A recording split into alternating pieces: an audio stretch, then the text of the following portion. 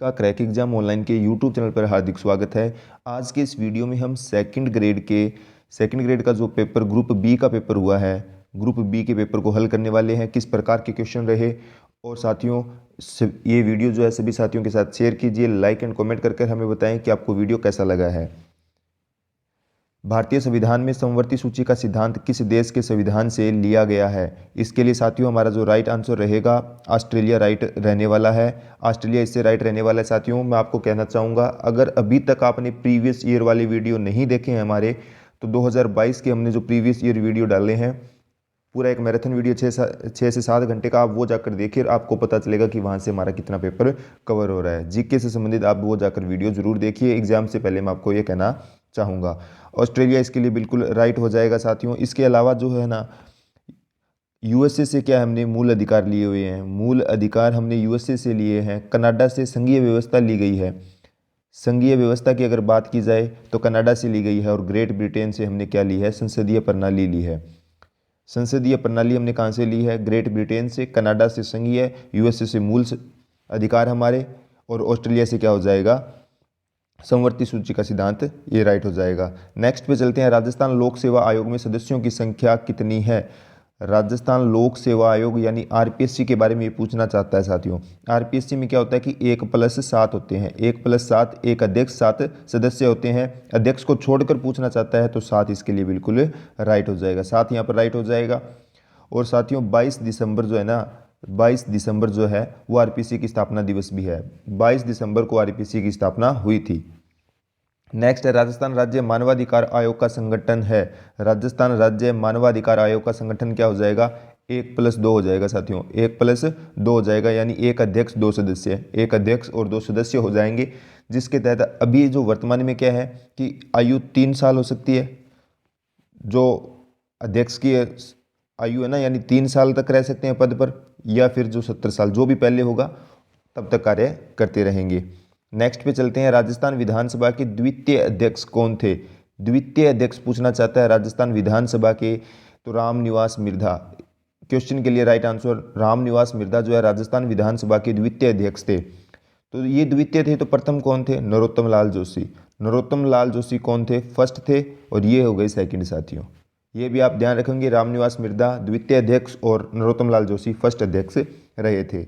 Next है, पंचायती राज के संदर्भ में सही युग्म को हमको पहचान करनी है। ये रहा आपका क्वेश्चन। इसके तहत क्या है कि पंचायती राज के संदर्भ में हमको दे रखा है, तो इसके लिए हमारा राइट आंसर साथियों गिरधारी लाल व्यास समिति का गठन 1973 के अंदर हुआ था। 4 नंबर ऑप्शन सही रहेगा, बाकी के सभी ये जो है गलत हैं। गलत हैं। गिरधारी लाल व्यास समिति का गठन 1973 के अंदर हुआ। उसके अलावा नेक्स्ट चलते हैं। निम्नलिखित में से किस ब्रिटिश भारत अधिनियम द्वारा केंद्र में द्वैध शासन स्थापित किया गया? केंद्र के अंदर द्वैध शासन की बात कर रहा है। केंद्र के अंदर द्वैध शासन जो है 1935, भारत शासन अधिनियम 1935 के तहत, भारत शासन अधिनियम 1935 के तहत केंद्र में द्वैध शासन लगाया गया। और वहीं पर अगर मैं आपको बताना चाहूँ यहाँ पर, तो प्रांतों के अंदर द्वैध शासन पूछा जाए ना, प्रांतों के अंदर द्वैध शासन भारत शासन अधिनियम 1919 के तहत प्रांतों में पूछा जाएगा, तो आप प्रांतों के लिए 1919 वाला टिक करोगे, और भारत शासन अधिनियम 1935 जो कि केंद्र में द्वैध शासन लगाया गया।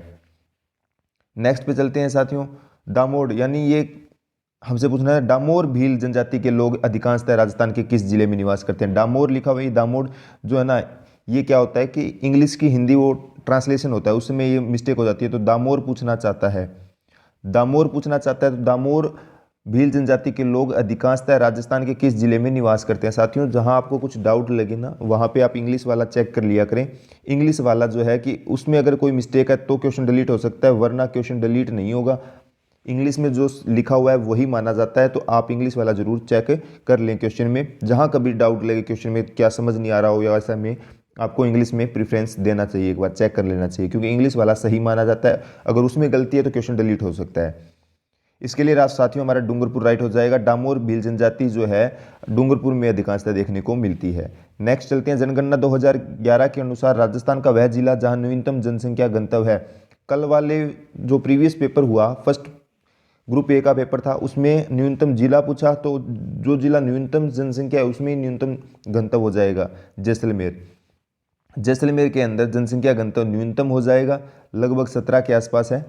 जैसलमेर इसके लिए राइट हो जाएगा। न्यूनतम जनसंख्या पूछे तो भी जैसलमेर हो जाएगा साथियों। निम्नलिखित में से कौन एक से अधिक बार राजस्थान का मुख्यमंत्री नहीं रहा है?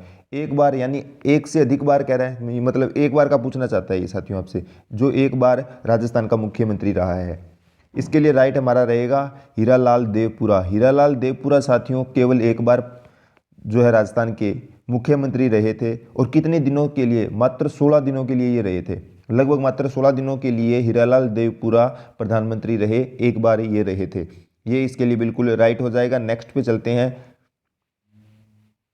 राजस्थान में संस्कृत का प्राचीनतम अभिलेख कहाँ से प्राप्त हुआ है? राजस्थान में संस्कृत का प्राचीनतम अभिलेख साथियों, ये वाला क्वेश्चन है ना, मैंने आपको जो शॉर्ट नोट्स करवा रखे थे ना, उसमें आप जाकर देख सकते हो। शॉर्ट नोट्स करवा रखे हैं, उसमें से मैंने आपको ये चीज़ें बता रखी हैं। वहाँ जाकर जो हमने मात्र वो शॉर्ट नोट्स वाला वीडियो आप देखिए, वो 15 से 20 मिनट के वीडियो हैं, और 6 से 7 वीडियो हमने डाल रखे हैं, जैसे मेवाड़ पे, मारवाड़ पे डाल रखा है, चौहानों पे डाल रखा है। तो आप उसमें जाके देखिए, ये वाला क्वेश्चन भी मैंने आपको करवा रखा है। संस्कृत का प्राचीनतम अभिलेख पूछना चाहता है तो गोसुंडी हो जाएगा साथियों। गोसुंडी जो है संस्कृत का प्राचीनतम अभिलेख हो जाएगा। गोसुंडी जो है संस्कृत का प्राचीनतम अभिलेख हो जाएगा। और ये क्या है? भागवत धर्म या वैष्णव धर्म की जानकारी देने वाला ये हो जाएगा। संस्कृत भाषा का है, ब्राह्मणी लिपि के अंदर है। D.R. भंडारकर ने इसको पढ़ा था। D.R. भंडारकर ने इसको पढ़ा था। भागवत धर्म की जानकारी देता है, वैष्णव धर्म की जानकारी हमको देता है। गोसुंडी अभिलेख संस्कृत भाषा का है, ब्राह्मणी लिपि के अंदर है। D.R. भंडारकर ने इसको पढ़ा था साथियों। नेक्स्ट पे चलते हैं। भारत में सीमेंट उद्योग को किस वर्ष लाइसेंस मुक्त किया गया? भारत के अंदर सीमेंट उद्योग को 1991 के अंदर, कब? 1991 के अंदर लाइसेंस मुक्त किया गया था साथियों। राजस्थान की संस्कृति में ओरण क्या है? ओरण, अगर आपने राजस्थान में हम लोक देवता पढ़ते हैं, उस समय ओरण के बारे में बात आती है, ओरण के बारे में भी हम पढ़ते हैं।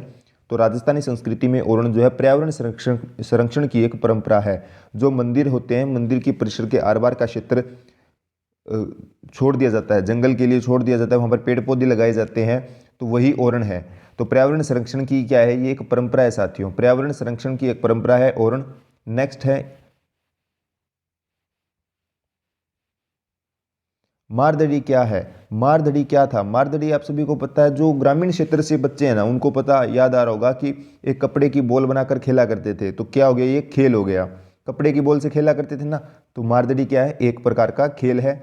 नेक्स्ट पे चलते हैं। ये भारत का प्रसिद्ध धुआंधार जलप्रपात, धुआंधार जलप्रपात आपको याद आना चाहिए, नर्मदा नदी पे है। कहाँ पे है धुआंधार जलप्रपात? नर्मदा नदी पे है साथियों। राष्ट्रीय ऊंट अनुसंधान केंद्र अवस्थित है। ये वाला क्वेश्चन भी मैंने आपको ना टेलीग्राम पे जो अनुसंधान केंद्र जो डाल रखे थे, उसके अंदर भी ये क्वेश्चन करवा रखा है। आप देख सकते हो साथियों, कितने क्वेश्चन जो है हमारे वीडियो से कवर हो रहे हैं, या मैंने आपको टेलीग्राम चैनल पे उनको पिन किया हुआ है, मैसेज डाल रखे हैं, आप वो जाकर देख सकते हो। राष्ट्रीय ऊंट अनुसंधान केंद्र बीकानेर, जोहोड़बीड़ बीकानेर के अंदर राष्ट्रीय ऊंट अनुसंधान केंद्र है। कैमल हाइड सेंटर भी यहीं पर है।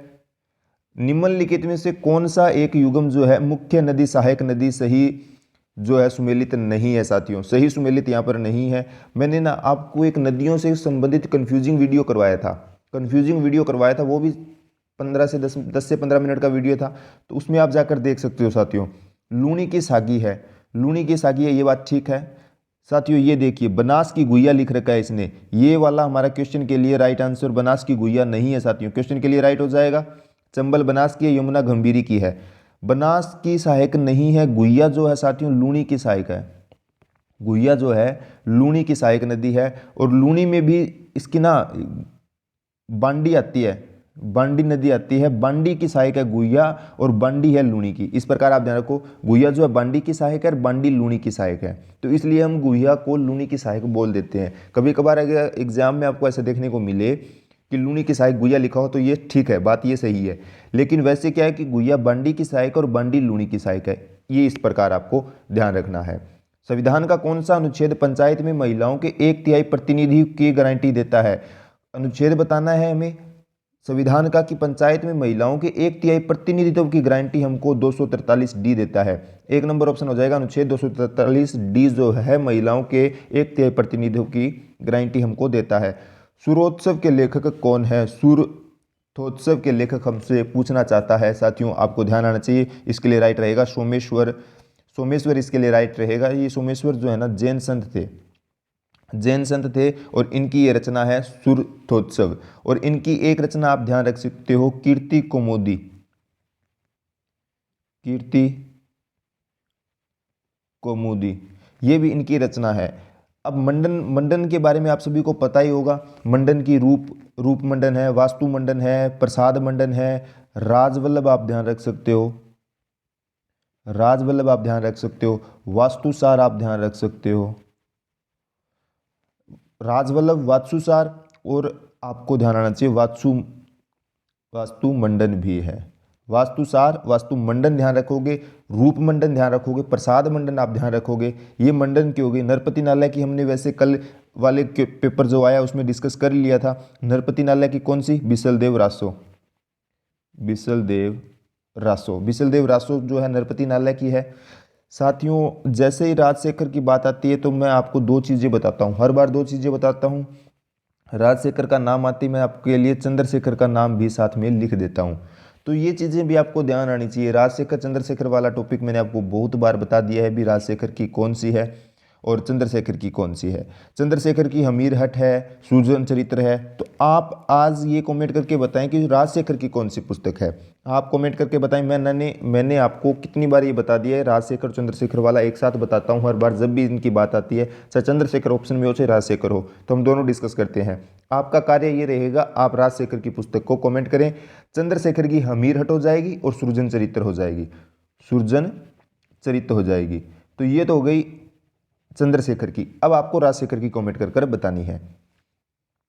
कौन सा सही सुमेलित नहीं है, यहां पर सुमेलित नहीं है साथियों, वो हमको बताना है। अनुच्छेद 40 ग्राम पंचायतों का संगठन है, ये ठीक है। 44 के अंदर समान नागरिक संहिता लिखी हुई है और 39 के अंदर समान न्याय और मुफ्त कानूनी सहायता लिखी गई है, ये भी ठीक है। साथियों, अनुच्छेद 48 के अंदर कार्यपालिका से न्यायपालिका का पृथकीकरण, ये वाला ऑप्शन यहाँ पर गलत है, यह वाला ऑप्शन यहाँ पर बिल्कुल गलत रहेगा। 2 नंबर ऑप्शन राइट रहेगा, अनुच्छेद 48 गलत यहाँ पर सुमेलित है। राष्ट्रपति अपना त्याग पत्र किसे संबोधित करते हुए देता है? राष्ट्रपति अपना त्याग पत्र किसे देता है? भारत के उपराष्ट्रपति को। भारत के उपराष्ट्रपति को भारत का राष्ट्रपति त्याग पत्र संबोधित करते हुए देता है। भारत, ये वाला क्वेश्चन छोड़ रहे हैं साथियों, नेक्स्ट पे चलते हैं। संविधान के किस अनुच्छेद के तहत राज्यपाल किसी विधेयक को राष्ट्रपति के विचार के लिए सुरक्षित रख सकता है? संविधान का अनुच्छेद हमको बताना है जिसके तहत राज्यपाल जो है विधेयक को राष्ट्रपति के विचार के लिए सुरक्षित रख सकता है। इसके लिए राइट अनुच्छेद 201 होगा। अनुच्छेद 201 के तहत जो राज्यपाल जो है विधेयक को राष्ट्रपति के विचार के लिए सुरक्षित रख सकता है 201 के तहत। नेक्स्ट है, सिंहभूम के खनन के लिए प्रसिद्ध है। सिंहभूम जो है साथियों लोहा एशक के लिए प्रसिद्ध है। सिंहभूम जो है लोहा एशक के लिए, और ये झारखंड के अंदर है। पेपर से अभी जैसे 24 को कल किसी का पेपर है तो वो एग्जाम से पहले पेपर जरूर देखें कि किस प्रकार का पेपर आया है। यही पैटर्न आगे फॉलो होने वाला है साथियों। तो इससे रिलेटेड जो चीज़ें रहेगी वो आप पढ़कर जाना एग्जाम में, जरूर आपको फायदा मिलेगा उसमें। दून और द्वार हिमालय के किस भाग में पाए जाते हैं? दून और द्वार तो साथियों शिवालिक हिमालय में मिलते हैं। कहाँ पर मिलते हैं? शिवालिक हिमालय के अंदर मिलते हैं। राजस्थान के निम्न में से किस जिले में उड़िया का पठार है? ये उड़िया का पठार मैंने आपको बता रखा है कि राजस्थान का सबसे ऊंचा पठार, राजस्थान का सबसे ऊंचा पठार अगर पूछा जाए तो उड़िया का पठार हम टिक करेंगे, जो कि सिरोही जिले के अंदर है। कहाँ पर है? सिरोही जिले के अंदर उड़िया का पठार है, जो कि राजस्थान का सबसे ऊंचा पठार है। राजस्थान के निम्नलिखित मुख्यमंत्री हमको दे रखे हैं और उनके पद ग्रहण करने के क्रम को हमें सही विकल्प बताना है, यानी पहले कौन आता है फिर उसके बाद कौन आएगा। तो साथियों, इसके लिए जो हमारा राइट रहेगा बरकतुल्ला खां, फिर हरिदेव जोशी, भैरव सिंह शेखावत और जगन्नाथ पहाड़िया। 4 नंबर ऑप्शन बिल्कुल यहाँ पर राइट रहेगा। बरकतुल्ला खां, फिर हरिदेव जोशी आएंगे, फिर भैरव सिंह शेखावत, फिर जगन्नाथ पहाड़िया इसके लिए हो जाएंगे। नेक्स्ट है साथियों कालीबाई भील मेधावी छात्र योजना। कालीबाई भील मेधावी छात्र योजना के तहत स्कूटी वितरण किया जाता है। स्कूटी वितरण से संबंधित ये योजना है। कालीबाई भील मेधावी छात्र योजना स्कूटी वितरण से संबंधित है। साथियों, मैं आपको कहना चाहूँगा जो फ्लैगशिप योजनाएं हैं जो नई जुड़ी है वो तो आप एग्जाम में पढ़कर ही जाना। उसके अलावा जो फ्लैगशिप योजनाएं हैं उनके बारे में आप जरूर पढ़कर जाना।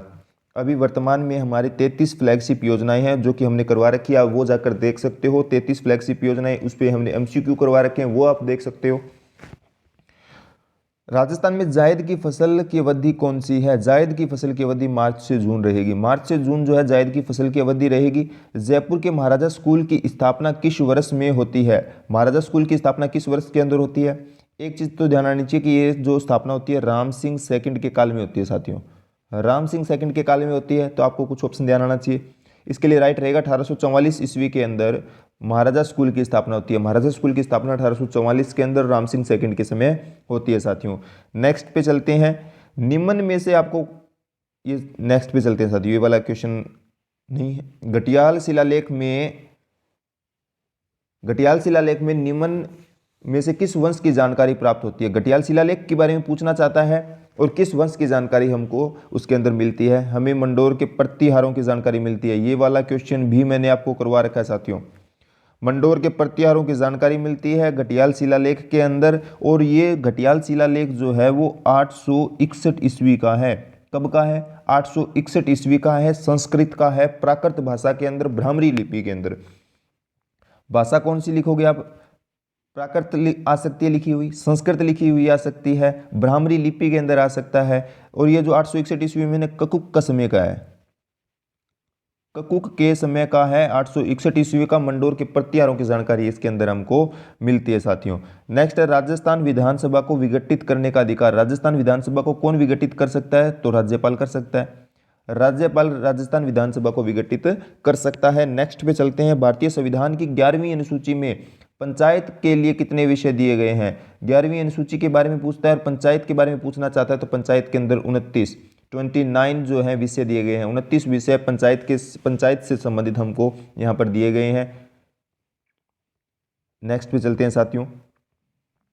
ये जो आपके कुछ क्वेश्चन जो हमारे सिलेबस से संबंधित नहीं है, मतलब आपके सिलेबस से संबंधित है, जो करंट अफेयर रहेगा या फिर राजस्थान जीके से संबंधित पोर्शन रहेगा, या फिर हम कह सकते हैं कि पॉलिटिक्स से संबंधित जो भी क्वेश्चन है उनको हम यहाँ पर डिस्कस करेंगे।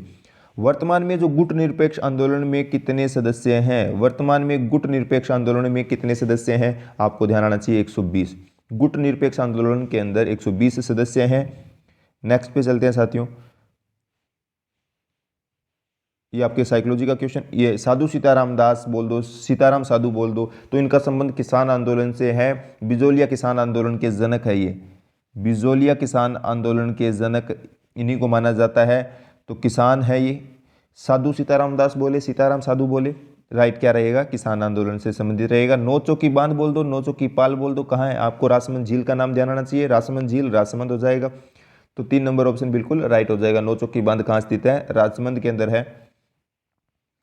अब आपसे पूछना चाहता है, राजस्थान के वर्ष 2022-23 के बजट के अंदर घोषणा हुई है जिसके अनुसार किस स्थान पर राजस्थान स्टेट स्पोर्ट्स इंस्टीट्यूट की स्थापना की जाएगी? राजस्थान स्टेट स्पोर्ट्स इंस्टीट्यूट की स्थापना राजस्थान में कहां पर की जाएगी साथियों? जोधपुर के अंदर। कहां पर की जाएगी? जोधपुर इसके लिए बिल्कुल राइट हो जाएगा, जो कि 4 नंबर ऑप्शन हमारा ये रहा। 4 नंबर ऑप्शन इसके लिए बिल्कुल राइट हो जाएगा। नेक्स्ट पे चलते हैं। 2022 के राजीव गांधी ग्रामीण ओलंपिक खेलों में शामिल खेलों का सही समूह पहचानना है हमको। 2022 के अंदर राजीव गांधी ग्रामीण ओलंपिक हुए, जिसके तहत शामिल खेलों का सही समूह हमको पहचानना है। मैं आपको एक बार ये कहना चाहूँगा, जो राजस्थान के अंदर ग्रामीण ओलंपिक हुए, पहले ग्रुप ए में भी पूछा गया है, बी में भी पूछ लिया गया है, अब सी में पूछेगा। तो ये जो ओलंपिक है इसके बारे में जो डिटेल्स आपके पास है उनको कंप्लीट पढ़ें। कब हुए, किस प्रकार हुए, कितने स्तर हैं, तो वो चीज़ें आप जरूर देखें। कल वाले में हमने देखा कि फुटबॉल इसके अंदर शामिल नहीं था, तो फुटबॉल वाला ये ऑप्शन हो गया, ये काट दो, और ये 3 नंबर ऑप्शन भी हम काट देंगे। बचा 2 ऑप्शन बचते हैं कि कबड्डी और शूटिंग बॉल दे रखा है, और इधर शूटिंग बॉल और हॉकी दे रखा है। साथियों, कबड्डी और शूटिंग बॉल भी राइट है, शूटिंग बॉल और हॉकी भी राइट है। कबड्डी शूटिंग बॉल भी राइट है, और शूटिंग बॉल और हॉकी राइट है। एक आपको खो खो ध्यान आना चाहिए, टेनिस बॉल क्रिकेट वाली वो ध्यान आना चाहिए। तो यानी ये क्वेश्चन जो है डिलीट होगा साथियों, ये क्वेश्चन जो है डिलीट होगा। क्यों होगा? क्योंकि ये वाला ऑप्शन भी राइट है और ये वाला भी राइट है, तो इस वजह से ये डिलीट होगा। इंदिरा महिला शक्ति उद्यम प्रोत्साहन योजना, उसके अंदर ना 6 खेल है। राजीव गांधी वाले में अंदर अभी 6 खेल, ग्रामीण ओलंपिक में 6 खेल थे, तो वो आप जरूर देख लेना। मैं ये कहना चाहूँगा कि आप पूरा जो ग्रामीण ओलंपिक हुआ उसको पूरा ध्यान से पढ़ लेना, क्योंकि एग्जाम में आपके आने की संभावना ज़्यादा है। इंदिरा महिला शक्ति उद्यम प्रोत्साहन योजना राजस्थान सरकार द्वारा 2019 के अंदर प्रारंभ की गई थी। क्या हो जाएगा? 2019 इसके लिए बिल्कुल राइट हो जाएगा। इंदिरा महिला शक्ति उद्यम प्रोत्साहन योजना राजस्थान सरकार द्वारा 2019 के अंदर प्रारंभ की गई मुख्यमंत्री अनुप्रीति कोचिंग योजना, मुख्यमंत्री अनुप्रीति कोचिंग योजना जो कि प्रतियोगी परीक्षाओं के कोचिंग के लिए संबंधित है। प्रतियोगी परीक्षाएं जो होती हैं उनकी कोचिंग से संबंधित है मुख्यमंत्री अनुप्रीति कोचिंग योजना, जो कि साथियों 5 जून 2021 को शुरू होती है। 5 जून 2021 को मुख्यमंत्री अनुप्रीति कोचिंग योजना शुरू होती है। आमागढ़ लेपर्ड रिजर्व स्थित है। ये वाला क्वेश्चन भी हमने कर रखा है। आमागढ़ लेपर्ड रिजर्व जयपुर के अंदर है। तीसरी लेपर्ड सफारी है, ये कौन सी है? तीसरी लेपर्ड सफारी है आमागढ़ लेपर्ड, जयपुर के अंदर हो जाएगा। ठाकुर पंचम सिंह व ठाकुर छतर सिंह का संबंध किस स्थान के आंदोलन से है? ठाकुर पंचम सिंह और ठाकुर छतर सिंह का संबंध पूछना चाहता है किस स्थान के आंदोलन से है? तो तसीमो कांड से संबंधित है साथियों, तसीमो कांड से संबंधित है। ये कौन से कांड से संबंधित हो जाएंगे? तसीमो कांड से संबंधित है ठाकुर पंचम सिंह और ठाकुर छतर सिंह। और आपको ध्यान आना चाहिए ये जो तसीमो कांड हुआ है, ये तसीमो कांड हुआ है, इसमें आपको ध्यान आना चाहिए 11 अप्रैल 1947, ये वाली डेट आप ध्यान रखना। 11 अप्रैल 1947 को तसीमो कांड होता है साथियों। ये आपके साइकोलॉजी से संबंधित कुछ क्वेश्चन है। हाँ, निम्नलिखित में से कौन से संविधान की प्रारूप समिति के सदस्य थे? प्रारूप समिति के सदस्य पूछना चाहता है। एन गोपाल स्वामी ये थे, जवाहरलाल नेहरू नहीं थे।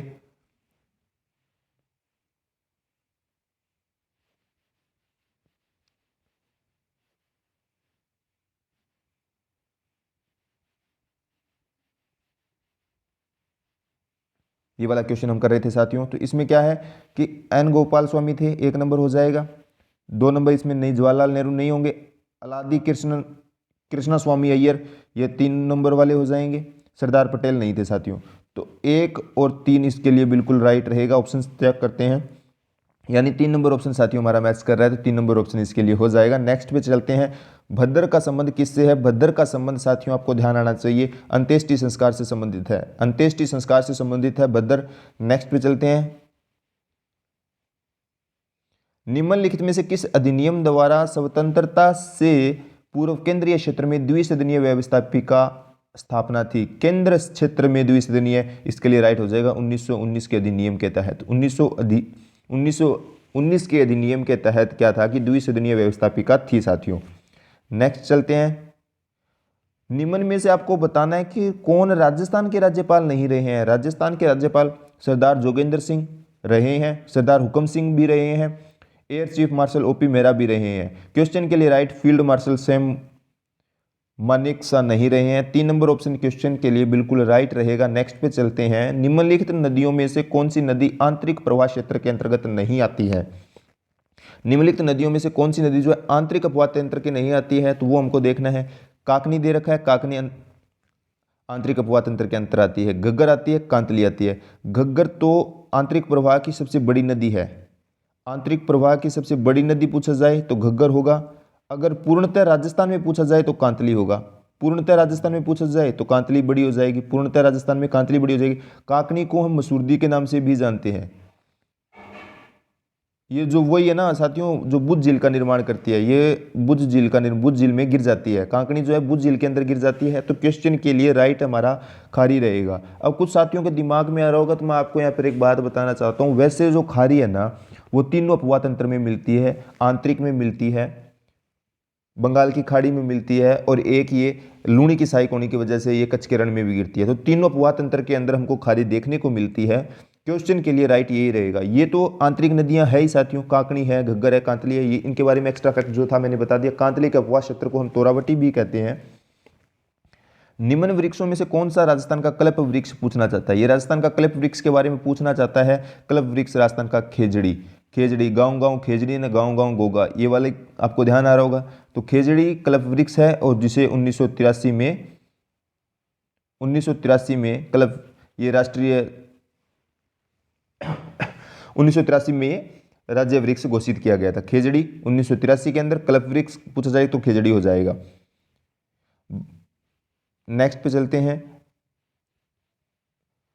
उपाधियों की समाप्ति के बारे में पूछना चाहता है। कौन सा अनुच्छेद उपाधियों की समाप्ति बताता है? उपाधियों की समाप्ति अनुच्छेद 18 के तहत उपाधियों की समाप्ति, अनुच्छेद 18 के तहत उपाधियों की समाप्ति हो जाएगी।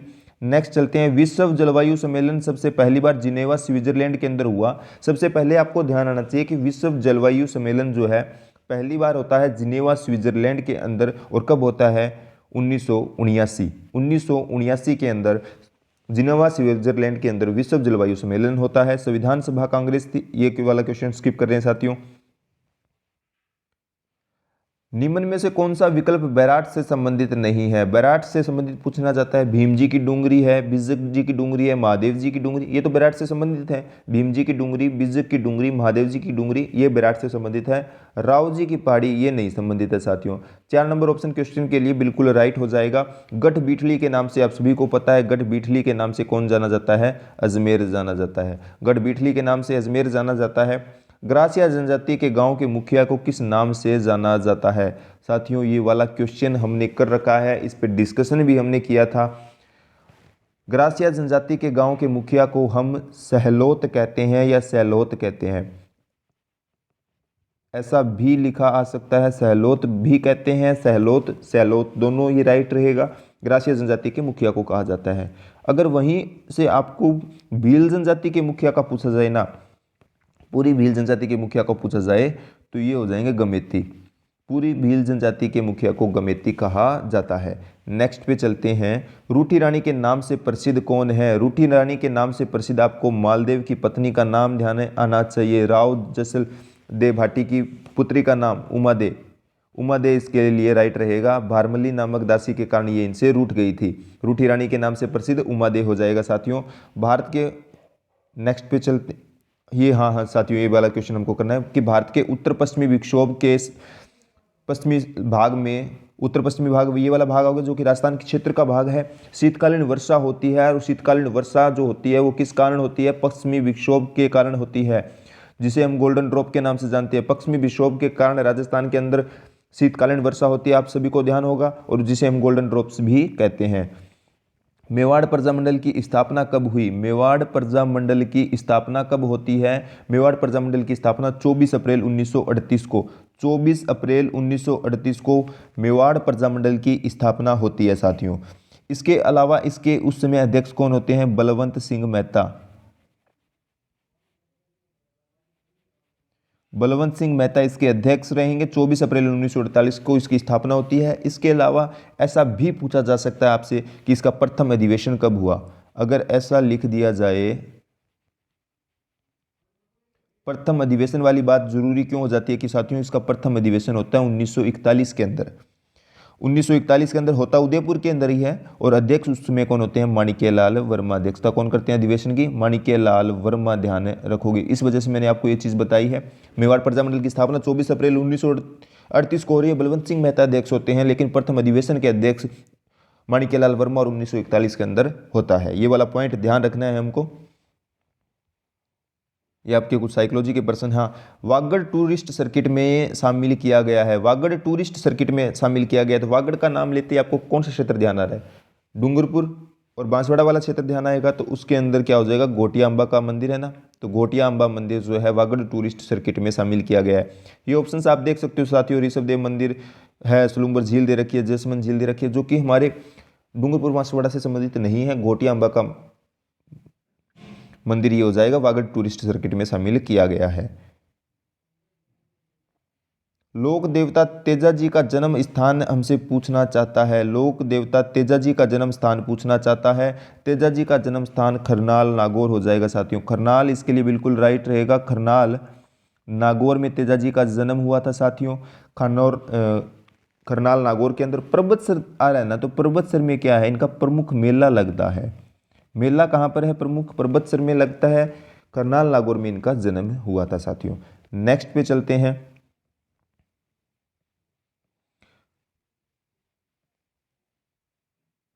राजस्थान स्टेट केमिकल वर्क्स में अवस्थित है। राजस्थान स्टेट केमिकल वर्क्स कहाँ पर अवस्थित है साथियों? ये डीडवाना के अंदर है। कहाँ पर है? डीडवाना नागौर के अंदर राजस्थान स्टेट केमिकल वर्क्स है। ये राजस्थान सरकार का नमक का कारखाना है। राजस्थान सरकार का है साथियों नमक का कारखाना। अगर केंद्र का पूछा जाए तो सांबर साल्ट वाला हो जाएगा। सांबर साल्ट क्या है? केंद्र का है। सांबर साल्ट केंद्र का है, राजस्थान सरकार का राजस्थान स्टेट केमिकल वर्क्स जो कि डीडवाना नागौर के अंदर है साथियों। नेक्स्ट है बंडाणकों का पूर्णतः दमन निम्न में से किसने किया था? साथियों वो जो मैंने आपको शॉर्ट नोट्स करवा रखे थे, आप वो जाकर चेक कर लीजिए, वहाँ से हमारे कितने क्वेश्चन कवर हो रहे हैं। प्रीवियस ईयर क्वेश्चन अगर आपने अटैम्प्ट कर रखे हैं तो आपको आपके एग्जाम में, आगामी एग्जाम में बहुत ज़्यादा महत्वपूर्ण फायदा मिलने वाला है, बहुत ज़्यादा फायदा मिलेगा। तो मैं आपको ये कहना चाहूँगा, एक बार वीडियो को सभी साथियों के साथ शेयर कर दें, लाइक कर दें और कॉमेंट कर जरूर बताएं कि आपको वीडियो लगा कैसा है। बंडाणकों का जो पूर्णतः दमन करता है वो पृथ्वीराज चौहान तृतीय करता है। कौन करता है? पृथ्वीराज चौहान तृतीय बंडाणकों का पूर्णतः दमन करता है साथियों।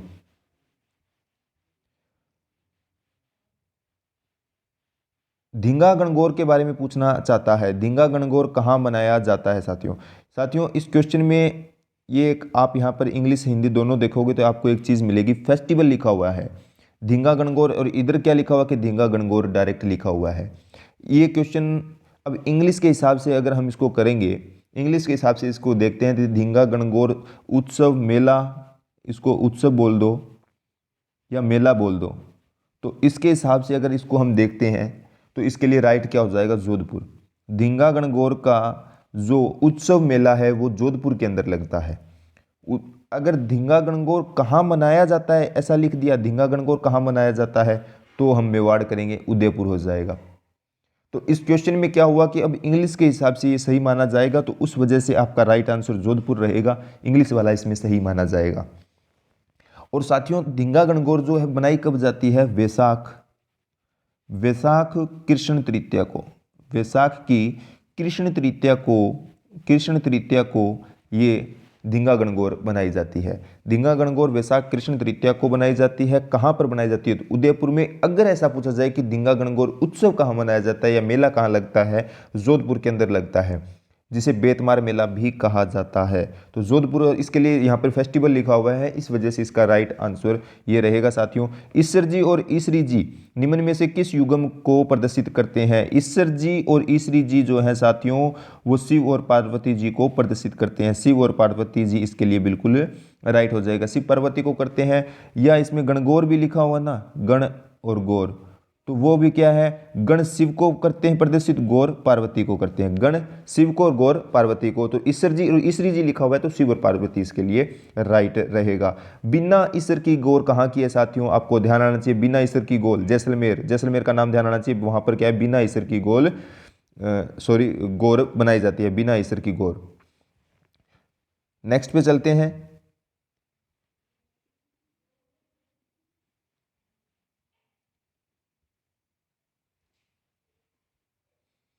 आपको यहाँ पर ये भेड़ की नस्ल पूछना चाहता है, निम्न में से कौन सी भेड़ की नस्ल है? निम्न में से कौन सी भेड़ की नस्ल है? जमुनापरी। जमुनापरी क्या है साथियों? बकरी हो जाएगी। जमुनापरी क्या है? बकरी। मालवी और गिर क्या है? गाय है। मालवी और गिर क्या है? गाय। तो इसके लिए राइट क्या रहेगा? पुगल। पुगल क्या है? भेड़ की नस्ल है जो कि बीकानेर क्षेत्र में, पुगल क्षेत्र में मिलती है। पुगल ये बीकानेर का क्षेत्र है, वहां पर हमको भेड़ की नस्ल पुगल देखने को मिलती है। जीवन शिक्षा कुटीर की स्थापना किसने की थी? जीवन शिक्षा कुटीर के बारे में पूछना चाहता है। जीवन शिक्षा कुटीर पंडित हीरालाल शास्त्री, पंडित हीरालाल शास्त्री और रत्ना शास्त्री ने मिलकर इसकी स्थापना की थी। अगर रत्ना शास्त्री ऑप्शन में हो तो वो भी आप यहाँ पर सही रहेगा। जीवन कुटीर शिक्षा कुटीर की स्थापना पंडित हीरालाल शास्त्री और रत्ना शास्त्री। कालीबंगा के उत्खनन से संबंधित नहीं है साथियों। अगर आपने फर्स्ट ग्रेड का एग्जाम का जो पेपर हुआ था वो अटेम्प्ट किया था, उसमें आपको पता चलेगा, उसमें आपको एमडी खरे वाला ऑप्शन देखने को मिला था। उसमें ये ऑप्शन आना शुरू हुआ कि एमडी खरे वाला ऑप्शन वहाँ पे हमको देखने को मिला था। जो फर्स्ट ग्रेड का एग्जाम हुआ उसके अंदर ये क्वेश्चन आया हुआ था। तो बीके थापर, बीके लाल, बीके थापर और बीबी लाल ये संबंधित है और एमडी खरे भी संबंधित है। तो क्वेश्चन के लिए राइट पीजी लाल हो जाएगा। पीजी लाल क्वेश्चन के लिए संबंधित हो जाएगा। वैसे अगर आपने ना राजस्थान के जो उत्खनन क्षेत्र जो रहे हैं वो अगर पढ़े हैं तो वैसे भी पीजी लाल तो किसी से संबंधित नहीं है, ये पीजी लाल तो संबंधित ही नहीं है। तो वैसे आप इस क्वेश्चन का आंसर निकाल सकते थे अगर आपने वैसे सही तरह से पढ़ा है तो। साथियों आज के लिए इतना ही। वीडियो आपको कैसा लगा कमेंट कर बताएं। सभी साथियों के साथ इसे शेयर करें, लाइक करें। जो साथी चैनल पर नए हैं वो चैनल को सब्सक्राइब कर बेल आइकन को प्रेस करें ताकि उनको लेटेस्ट नोटिफिकेशन मिलते रहें। आज के लिए इतना ही, धन्यवाद।